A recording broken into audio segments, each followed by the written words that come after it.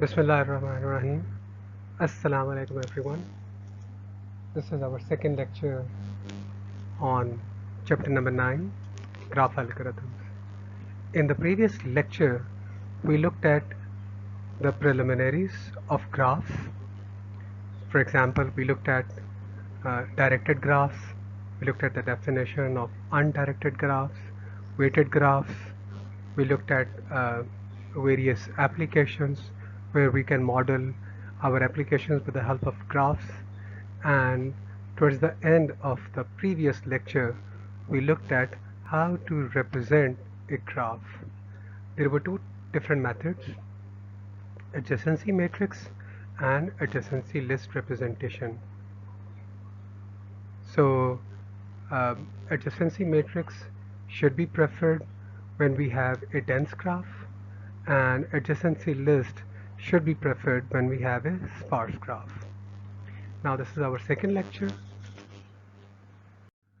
In the second lecture we will start article 9.3, whose title is shortest path algorithms.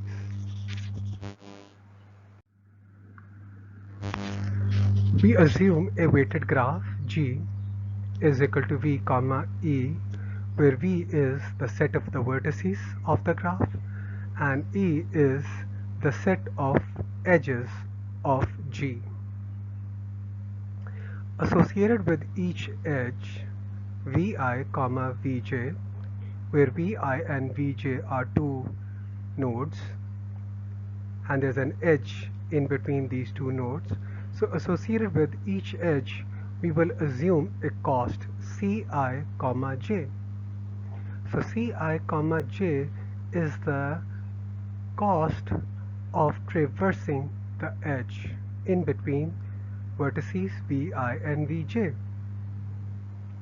Now if I have a path which consists of, let's say, V1, V2, Vn vertices, and if I want to determine the cost of traversing this path, what I will do is I will simply take the sum of the costs of the edges.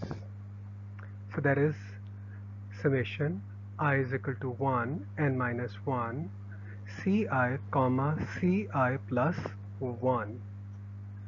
So when I is 1, the cost is C1 comma 2 and so on. So this is what we call the weighted path length. We can also estimate the unweighted path length by calculating the number of edges in between the two vertices V1 and Vn.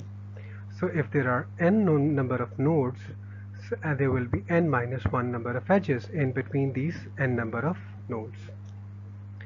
So we can calculate the weighted path length, we can calculate the unweighted path length. Now let's look at the problem. Single source shortest path problem.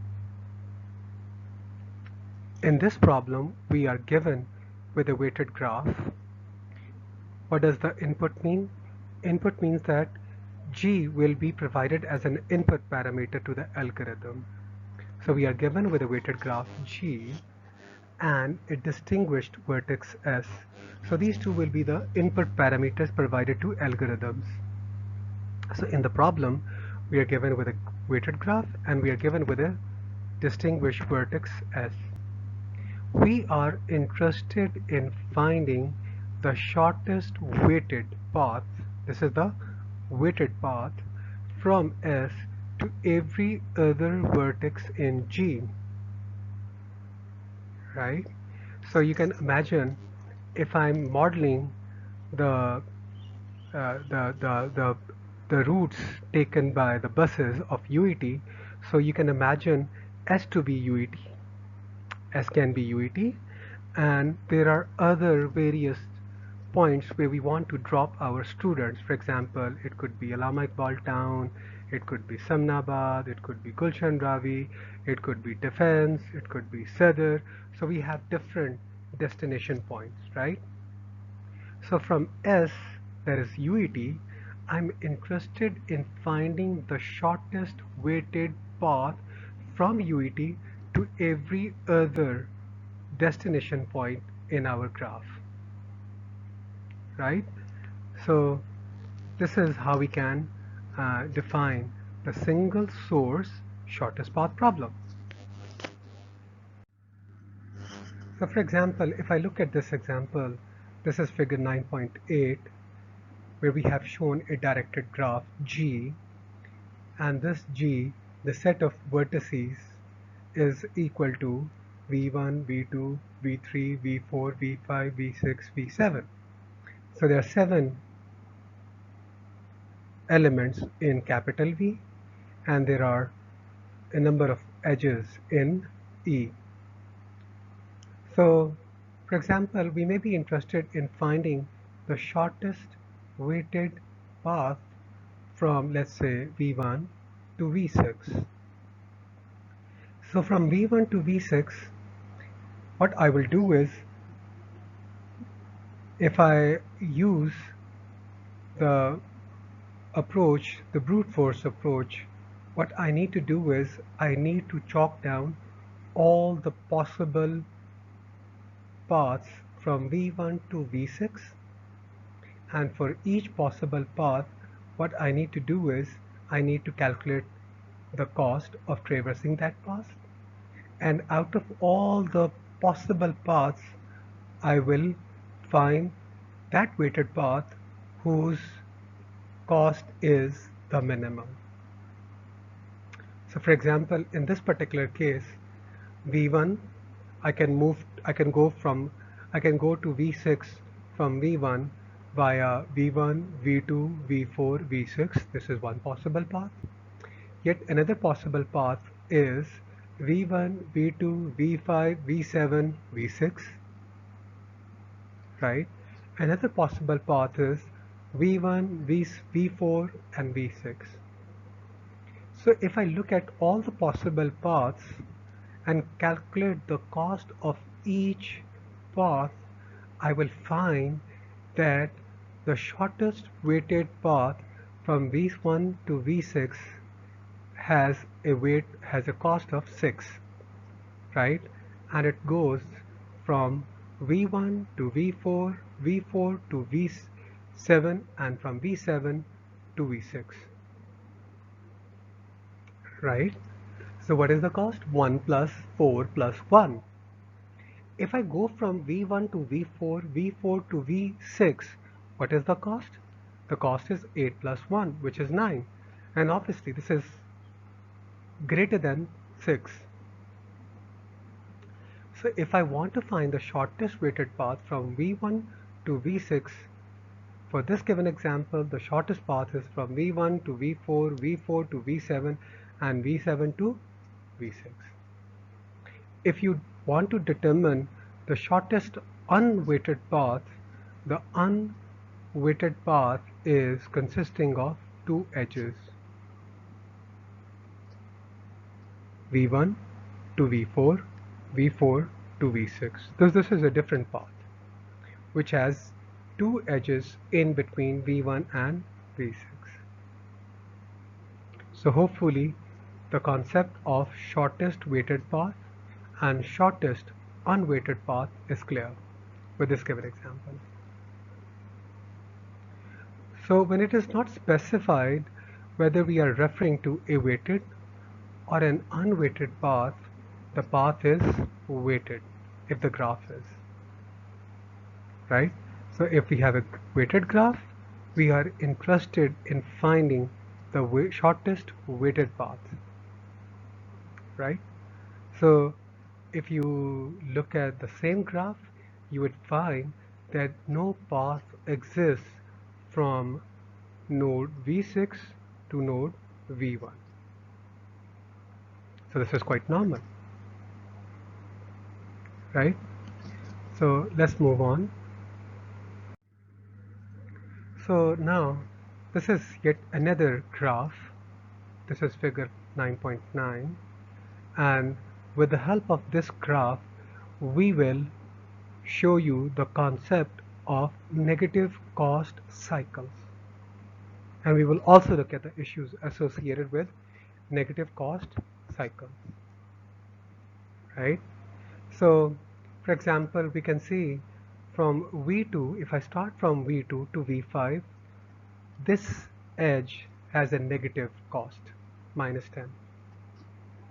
So if you traverse the path from V2 to V5, V5 to V4, and from V4 to V2 back, this is a cycle. V2, starting point is V2, then V5, V5 to V4, V4 to back to V2. So this is a cycle. And if I want to calculate the overall cost of this cycle, what it will be? Minus 10 plus 1 plus 3. So the sum is equal to minus 6. Right? Minus 10 plus 1 plus 3 is equal to minus 6. So minus 6 is the cost of this given cycle. Right? So it's a negative cost cycle. What is the impact of a negative cost cycle on our shortest path problem? Let's see it now. The path from V5 to V4 has a cost 1, but a shorter path exists by following the loop V5, V4, V2, V5, V4. So if I want to move from V5 to V4, one possibility is that I straight away go to V4 from V5 and its cost will be 1. However, there's another path that exists from V5 to V4, and that is V5 to V4, V4 to V2, V2 back to V5, V5 to V4. So the starting node is V5 and my destination is V4. What will be the cost of it? It will be minus 5. Minus 5. The negative cost of the cycle was minus 6. Minus 6, right? So the overall cost of this given path will be minus 5. So if this cost, I compare this cost minus 5 against the cost of traversing the edge from the source node V5 to the destination node V4 directly, which is 1, minus 5 is obviously smaller than 1. So why should I go from V5 to V4 directly? Why won't I adopt the path, this path, given path in front of you? V5, V4, V2, V5 and then back to V4 because the cost is minus 5. This path is still not the shortest because if you traverse the negative cost cycle once again, you will find a smaller value for the cost. Thus the shortest path between these 2 points is undefined because of the presence of a negative cost cycle. So negative cost cycles make the shortest path problem difficult. Actually, we cannot define the shortest paths in such cases. So similarly, the shortest path from V1 to V6 is undefined because of the same problem. We will enter the same loop and we can keep on traversing the loop infinite number of times. So if you keep on moving around in negative cost cycle, traversing it, each time the weight value will go down by the magnitude of the cost of the negative cycle. Hence, we can conclude the presence of negative cost cycles will make our shortest path undefined. So this loop, which is known as a negative cost cycle, when one is present in the graph, the shortest paths are not defined. Negative cost edges are not necessarily bad. So if you look at a negative cost edge, we can have such negative cost edges uh, in our graphs, but they are not bad. But if you have a cycle, negative cost cycle, that would make your shortest paths undefined. So for convenience, in the absence of a negative cost cycle, the shortest path from S to S is 0. Right? So moving from S to S without having any intermediate node is 0.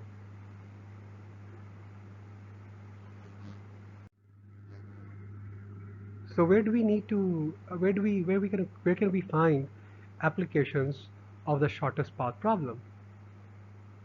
We can assume that the vertices represent computers. The edges represent a link between the computers, right? The link can be wireless, it can be a wired link. The costs represent the communication cost, for example, the phone bill per a megabyte of the data. It can also represent the delay cost, number of seconds required to transmit a megabyte. Or it can be a combination of these two. And we can also have some other factors as well, right? So this is basically, we are modeling our internet, right? It can be the internet, it can be a simple network, any computer network. So we can use the shortest path algorithm to find the cheapest way to send, for example, electronic news from one computer to a set of other computers. This is an application of the single source shortest path problem. Let's move on. We can also model our airplane system or other mass transit routes. For example, if you want to move from UET to multiple destinations, right, we can model such routes with the help of graphs, right, and use the shortest path algorithm to compute the best route between UET and the destination points, right? So these are some of the applications of the single source shortest path problem. Now in this chapter, we will examine algorithms to solve 4 versions of the problem. The first problem is, we will consider that the graph is unweighted. When the graph is unweighted, we are interested in finding unweighted shortest paths from a single source to rest of the nodes. And we will learn that the algorithm that is used to solve this problem can have a complexity of big O, number of edges, plus number of vertices. Then, after studying this problem, we will look at another problem. We will show how to solve the weighted shortest path problem. If we assume that there are no negative edges, we will see that the running time for the algorithm will be big O, the magnitude of V, log of the magnitude of V, if you implement it with the help of reasonable data structures. So this is the second variant. The third is, if the graph has negative edges, we will provide a simple solution, which unfortunately has a poor time bound of big O, the product of number of edges and the number of vertices. So this is very expensive. This is expensive, right? Very expensive actually. Finally, we will solve the weighted problem for the special case of acyclic graphs in linear time.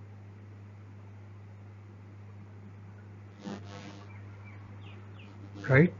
So if time permits, then we will look at these two problems, the last two problems. Now let's start with the unweighted shortest path problem. Suppose there is an unweighted graph represented by G. Using some vertex S, that is a source node, which will be an input parameter to our algorithm, we would like to find the shortest path from S to all other vertices. We are only interested in the number of edges contained on the path because our graph is unweighted. We can consider this to be a special case of the weighted shortest path problem, since we could assign all the edges a weight of 1.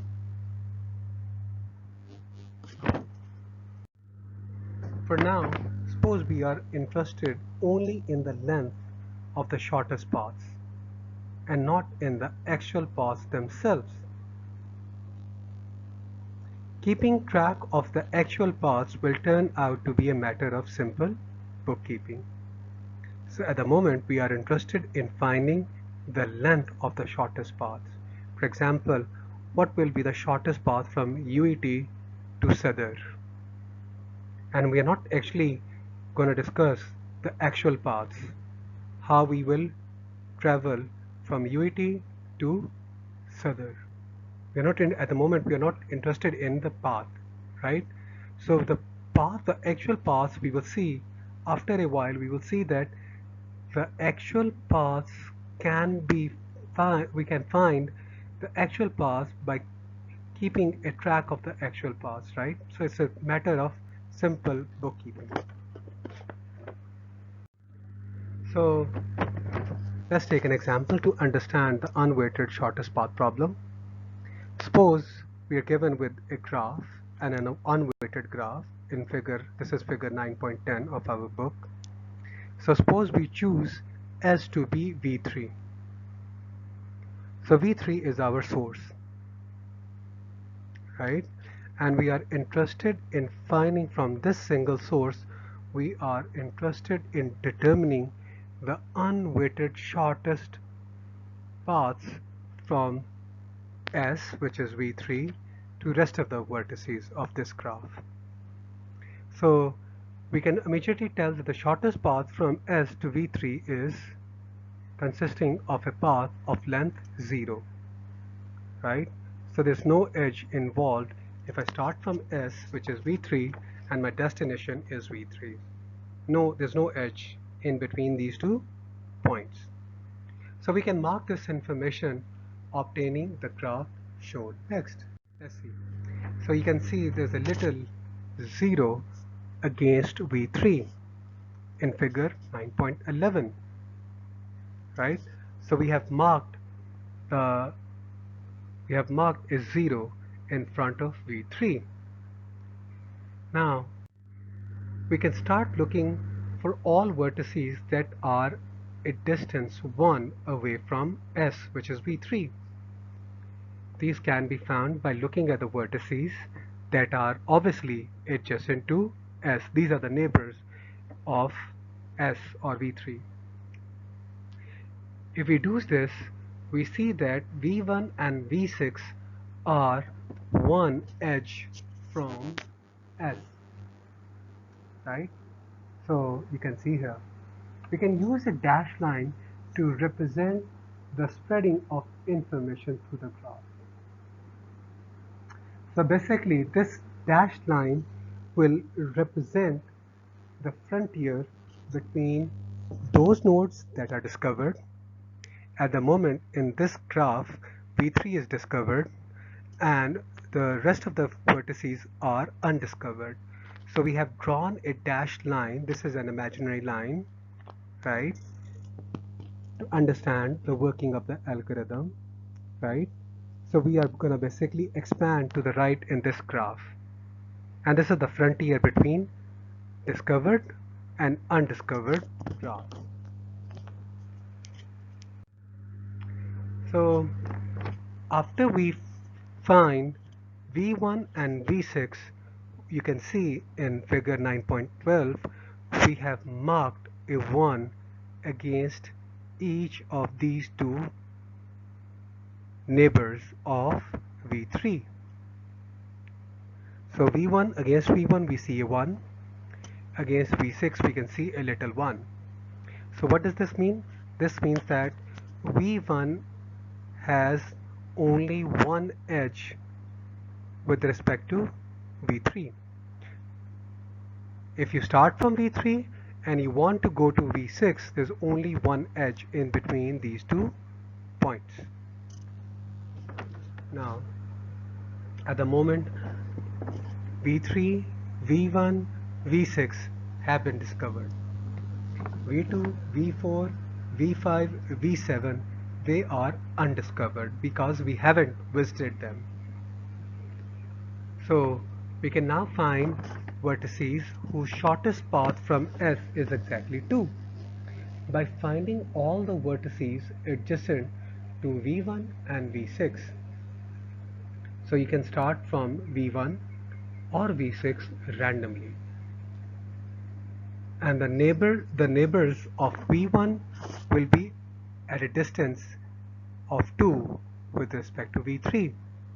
Similarly, the neighboring nodes of V6 will be at a distance of 2 with respect to S, that is V3, right? So this is what we can imagine. So we can draw this imaginary line. On the left hand side of the imaginary line, we have those vertices that we have visited or we have discovered, and on the right hand side we have all the vertices that are undiscovered. We have to yet visit them, right? So you can see the boundary is expanding in this manner. So next figure shows the progress that we have made so far. This is what we have made so far.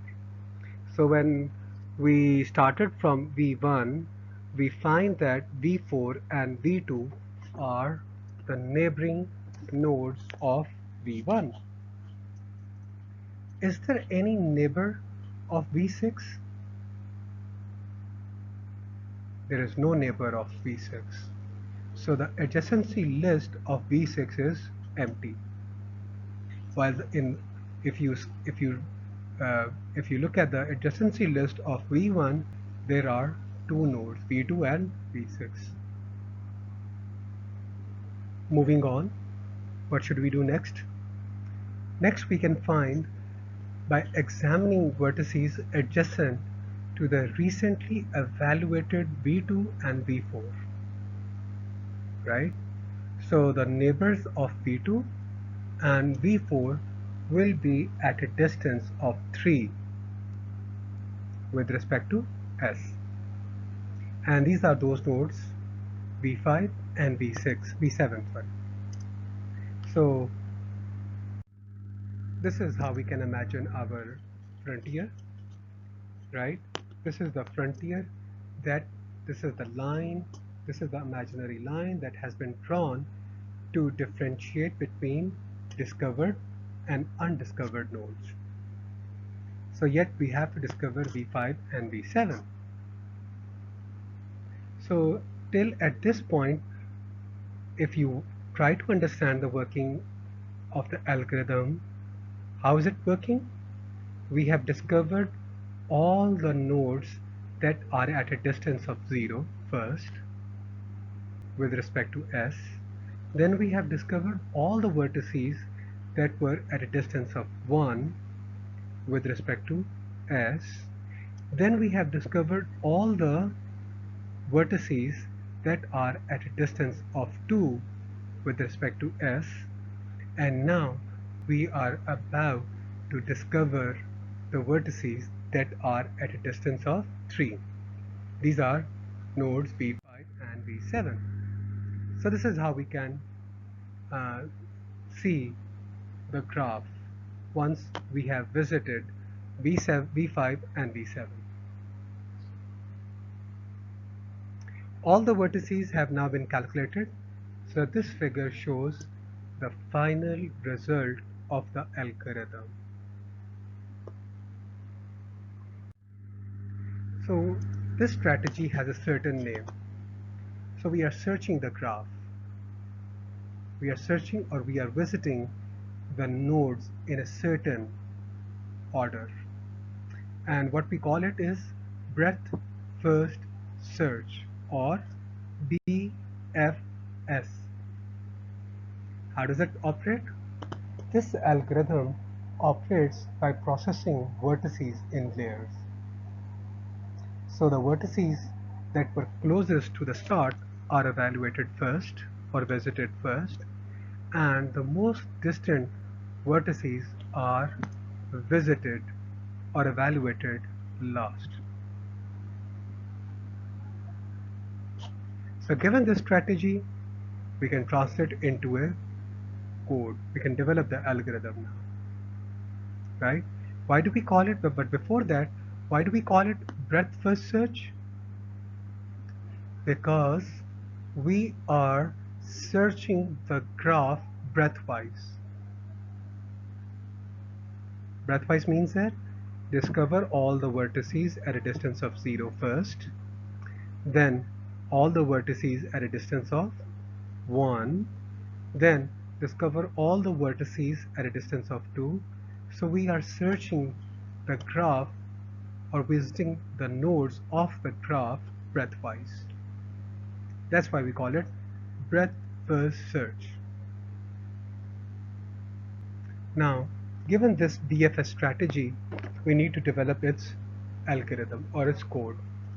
For this purpose, what we will do is, after this illustration, when we will look at the code, we will see that we need to define a table.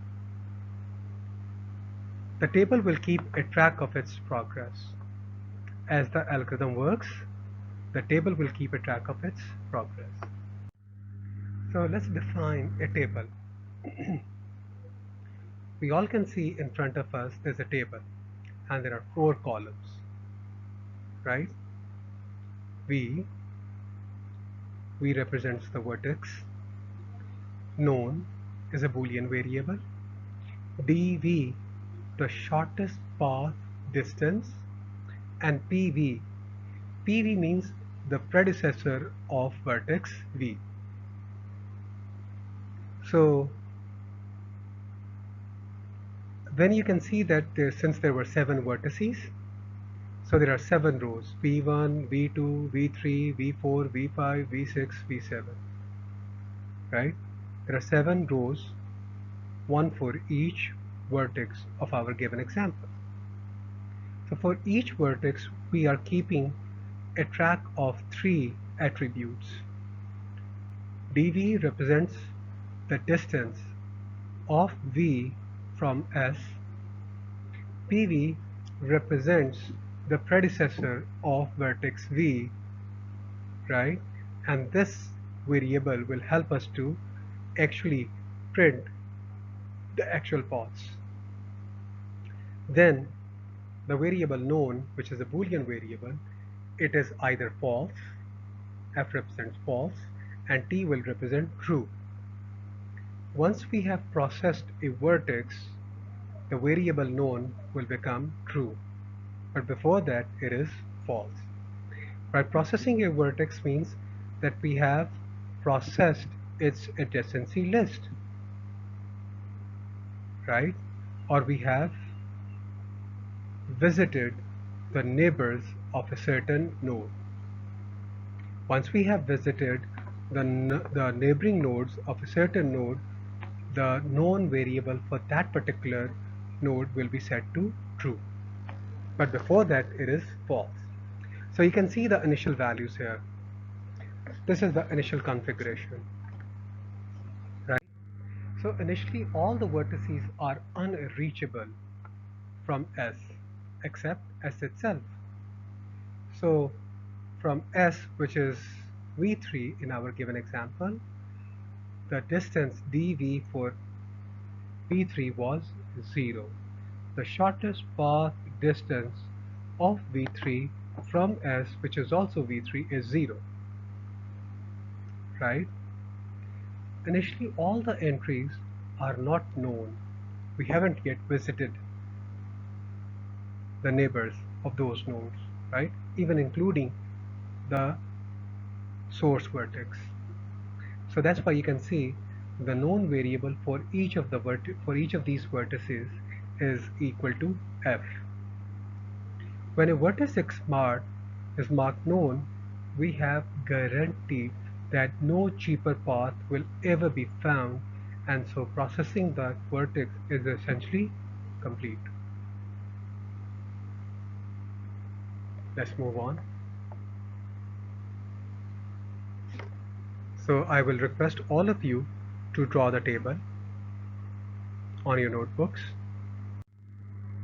Now let's look at the code. Void unweighted vertex S.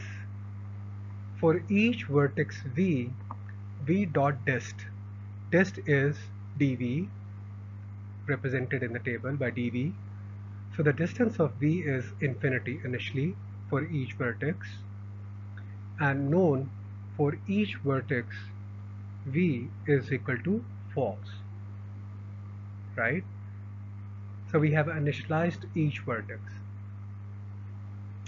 Then after initializing all the vertices, we initialize the distance of S to be 0. Then we can see a nested for loop. A for loop integer current dist is equal to 0. Current dist should be less than number, that is the total number of vertices, current dist plus plus. So this for loop will look for all the nodes which are at a distance of 0 first, then at all the nodes that are at a distance of 1, then all nodes that are at a distance of 2, and so on. So basically this code will mimic our illustration that we have seen already. Within the for loop we can see another for loop, for each vertex v, right, for each vertex. So we will start with current distance is equal to 0, and then we will consider all the vertices one by one. All the vertices one by one. If known of the vertex is not true, that is, it is false, and the distance of v is equal to current dist. So we are do then what? Enter the if clause. Known of v should be turned to true. For each vertex w adjacent to v, explore all the adjacent nodes of v, or the neighboring nodes of v. If the distance of w, that is a neighboring node of v, is equal to infinity, the distance of w will be updated to current distance plus 1, and the predecessor of w becomes v. V will become the predecessor of w. So this algorithm, this code is quite inefficient. Most of you must have guessed it. Why is it inefficient? Because of the nested for loop. What we are doing is current distance is equal to 0, and then it's quite useless to look for all the vertices, right? We are looking for all the vertices. For the next value of current distance, we will once again scan all the vertices. For the next value of current distance, that is 2, we will once again scan all the vertices, which is quite redundant. So we can see that this code is inefficient as the time is concerned. But let's continue. At the moment, let's continue with it. The algorithm mimics the diagrams that we have illustrated earlier. So we have intentionally coded it like that so that it can mimic the diagrams. So what we will do is we will explore all the vertices at a distance of 0. When d1 becomes 1, then explore all the vertices and so on. So we will keep on updating our adjacent vertices with this expression dw is equal to d plus 1. And if you traverse back through the PV variable, the path variable, that will allow us to actually print the paths. Let's move on. So this algorithm is quite inefficient. As I said earlier, the running time of the algorithm is big O square of the magnitude of phi because of the presence of the doubly nested for loop,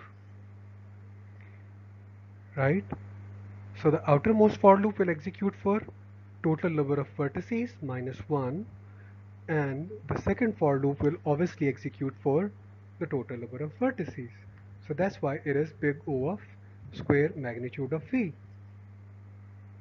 right?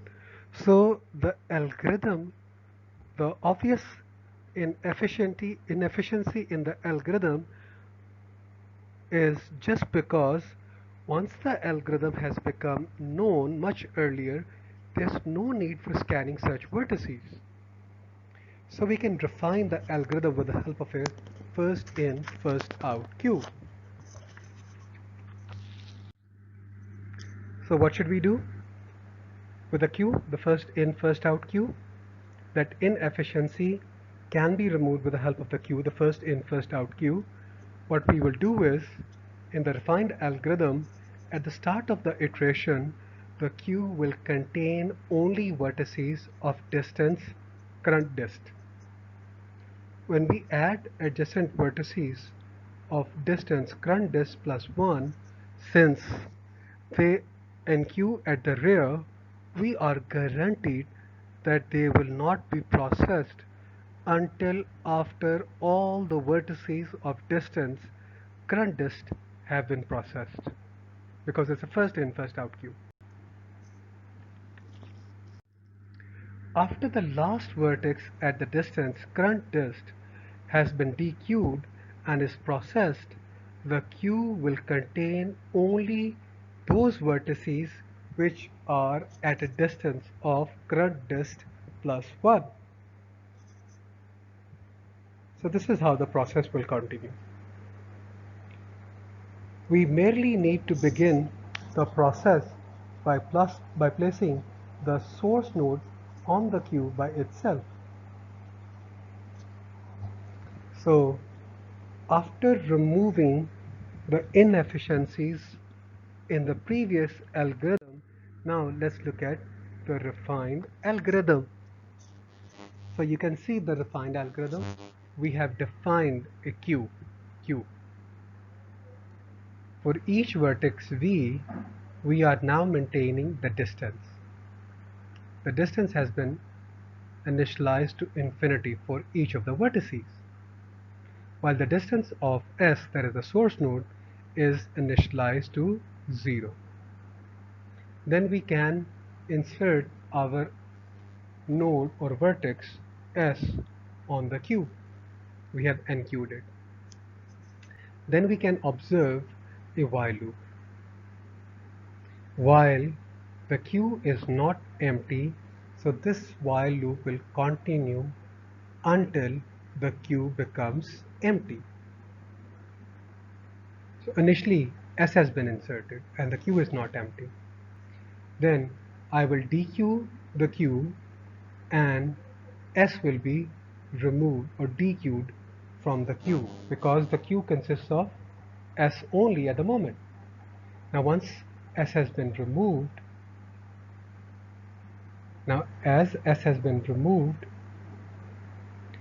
our V is initialized to S for each vertex W adjacent to V. So S, our V is S, right? And in the previous illustration we considered S to be V3.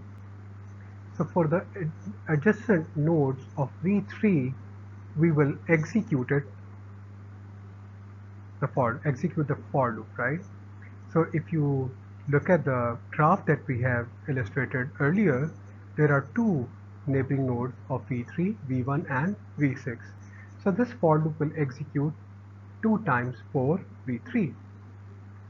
The distance of V1, is it infinity? Yes, it is infinity. So I will update the distance of V1 is equal to the distance of V, which is S, right, which is actually S dot dist, which is 0. So 0 plus 1 is 1, and my distance of V1 with respect to V3 is now set to 1. And the predecessor of my V1 becomes V, that is V3, right? So we are going to update the table. As the algorithm progresses, we will shortly see that we will keep on updating the table. And now once I have explored V1, I will enqueue V1 in the queue. Then the for loop will execute for V6, which is the second neighbor of V3. Is the distance of V6 infinity currently? Yes, it is. So update it to 1, and the predecessor of V6 will become V3. Now V6 is also enqueued in the queue. So the selection of V1 and V6 is random. We could have randomly selected between V1 and V6 when we started with the for loop, right? So keep this in mind. This is a random selection between the neighbors of V for the for loop. Let's move on. We will see that the running time of this algorithm is big O, the magnitude of V plus the magnitude of V, as long as we use adjacency list.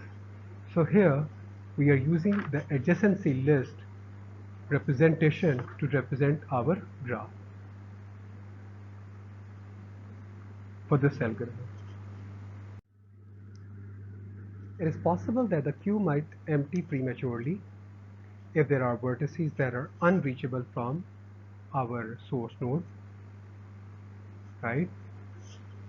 In that case, the distance of infinity will be reported for such nodes that are unreachable from our source node.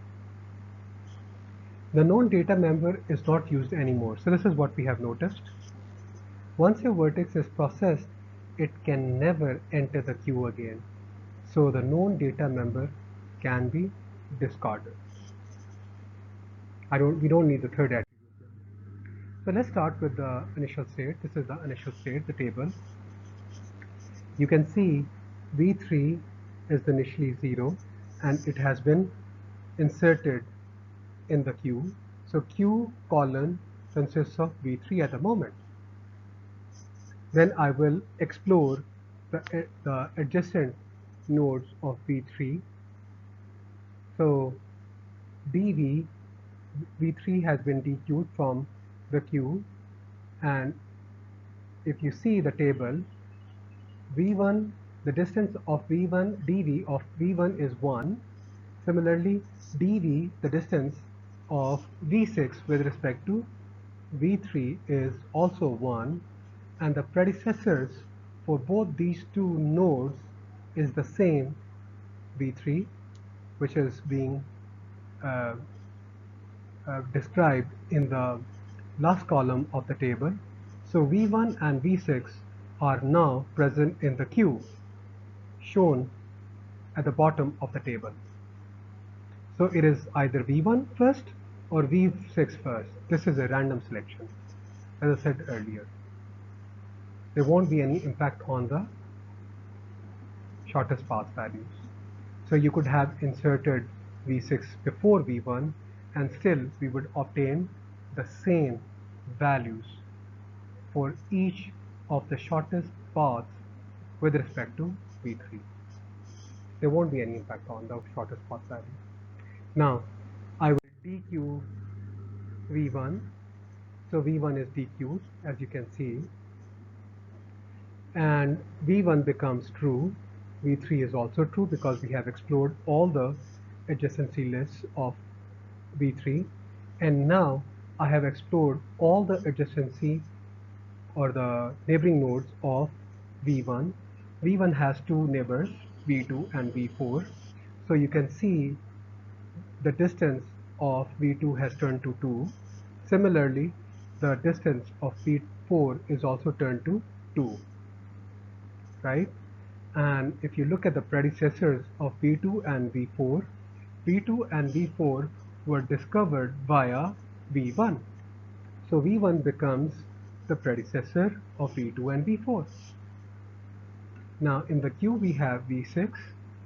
V2 was, let's say, the next one to get inserted, and then finally we have V4 in the queue. So now I will dequeue V6. When V6 is dequeued, there's no change in the table. Why?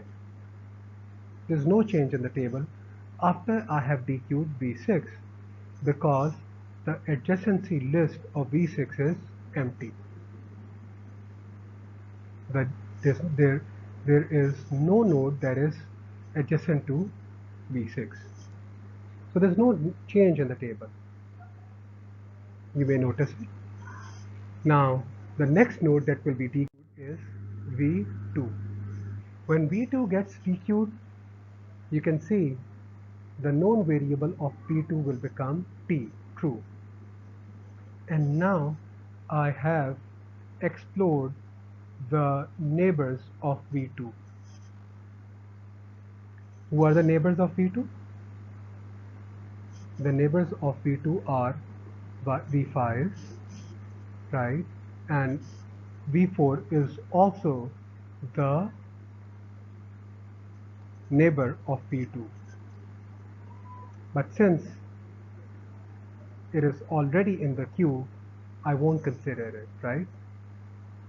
So we can see that for V5, look at the row of V5.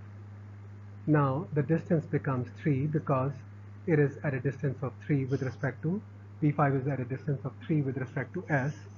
So the dV of V5 is 3 and the predecessor of V2 is V2. The predecessor of V5 is V2.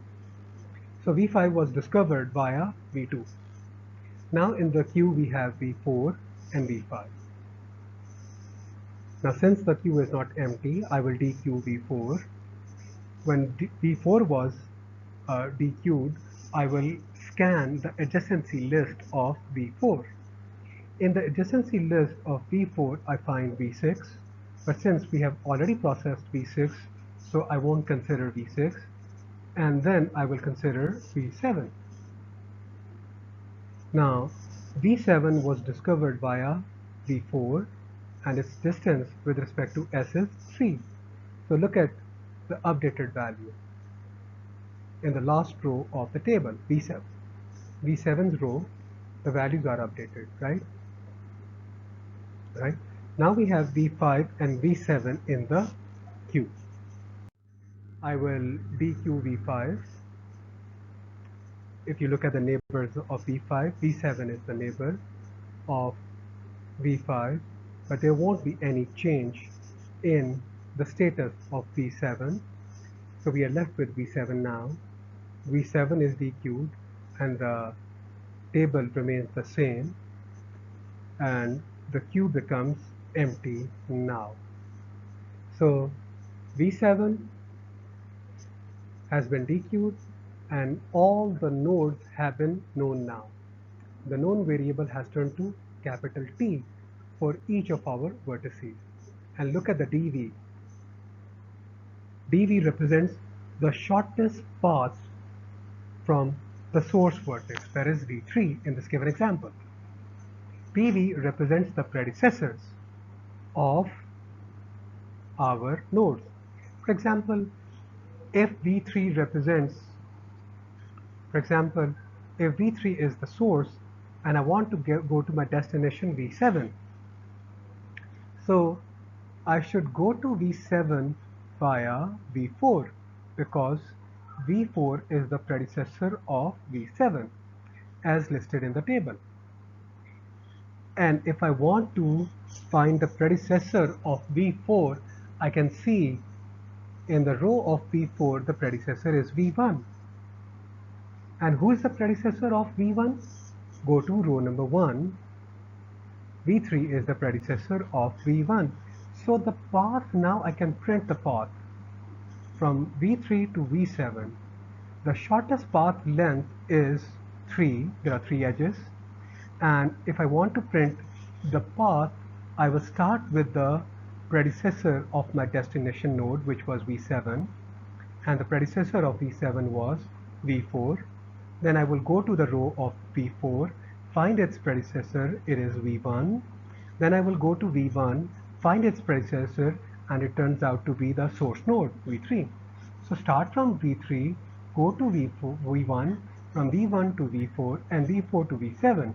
This is how I can find the path from v3 to v7,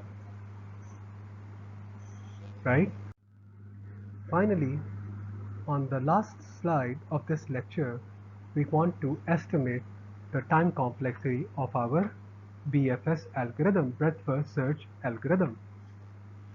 Since the sum of the lengths of all the adjacency lists is exactly bit theta of E, the total time spent in scanning the adjacency list is big O of E.